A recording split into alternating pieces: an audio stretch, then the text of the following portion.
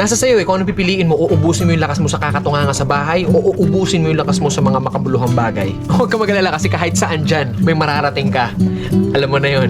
Hindi, ganito kasi yan. Dahil lang alam mong matagal at mapapagod ka, hindi ka natutuloy. Tsong wala kang mararating kung hindi mo pipihitin yung susi sa loob ng ulo mo. Gaano man kataas ang pangarap mo sa buhay, huwag kang matatakot sa pagod at sakripisyo dahil parte yun eh. Hindi ka makakakain ng kanin kung hindi mo sasaingin. Hindi ka makakakain ng ulam kung hindi mo lulutuin. Lahat ng bagay kailangan kilusan mo muna sa umpisa. Hindi tatakbo ang sasakyan kung hindi mo sususian, kung hindi mo lalagyan ng gasolina. Hindi yun tatakbo sa kung saan mo siyang direksyon dapat dalhin.